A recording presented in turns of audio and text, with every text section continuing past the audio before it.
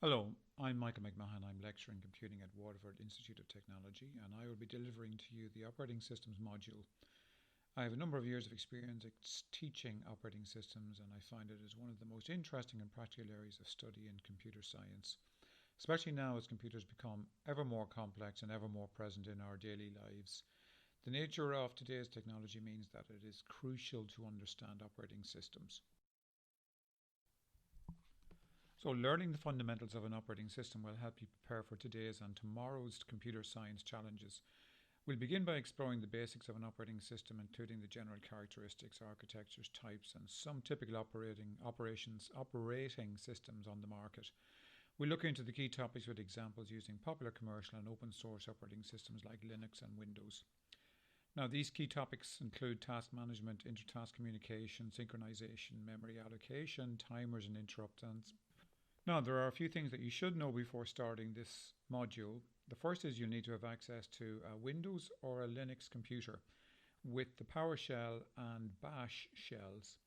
If you don't have Linux, you can also use an online service such as webmanal.org. That will also work, and I'll go through that with you later on.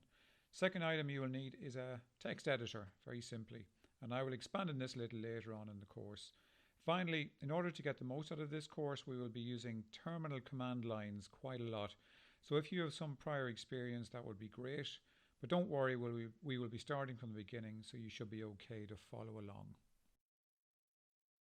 Now, this is the typical structure of our labs and practicals for the next 3 weeks. Our labs will take the form of 2 sessions, 2 40-minute sessions with a break in between.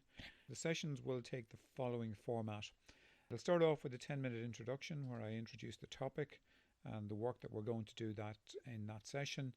Then I'll complete a 30-minute demonstration of the tools and the software involved and the exercises involved as well. And that's just to show you exactly what's required and what you'll have to do during the session. Then, following a 10-minute break, there will be a 30-minute exercise period where you get a chance to do some of the exercises in the labs, while I'm there and while I'm supervising it. And during that 30-minute exercise, you can ask questions, you can request any help you might want with the exercises, and then finally we'll wrap up with a 10-minute summary and a general questions and answers.